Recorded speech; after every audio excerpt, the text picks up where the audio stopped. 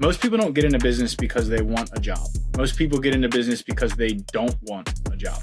In the process of growing and scaling your business, you have a very high paid job for a period of time. And even as you do scale it, sometimes you just end up with an even higher paid job. It's only when you are able to step away from the day-to-day fulfillment of the business, when you can have a little bit of delegation and layers of leadership and duplication in your business, that you're able to step away and choose when you want to come in.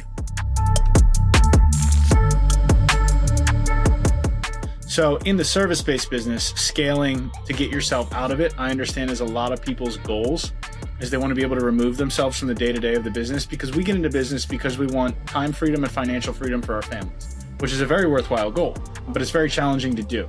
You're the provider, you're scaling the business, you're very profitable, you're probably at about 100 grand a month, super profitable, and then you need to take a piece of your profits and hire another you.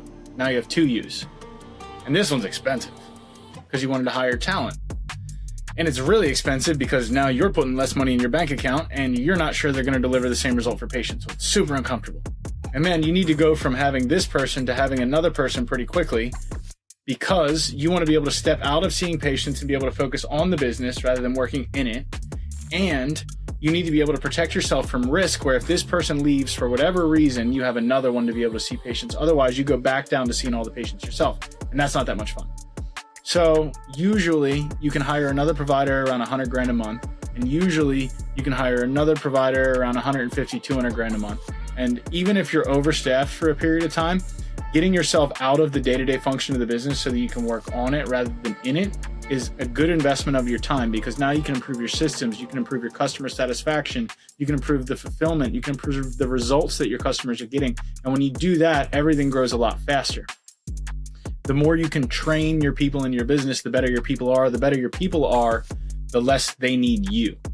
So most of the clinics that we work with are in the spot between 50 grand a month and 200 grand a month. And they're trying to get themselves out of the day-to-day of the business. And to do that, they need to do a couple things along the way.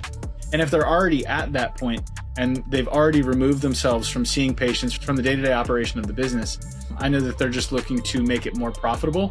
And they may have a profit goal, or they may have a goal to exit the business, and they need to hit an EBITDA mark to be able to do that. And in which case, we're trying to make things run leaner. We're trying to make things perform better. We're trying to diversify in patient acquisition strategies. We're trying to develop affiliate relationships so we're less dependent on specific channels to acquire new patients. It depends on where you're at, but most people are in that $50,000 to $200,000 a month practice range, and they're trying to get past that point to be able to work on the business rather than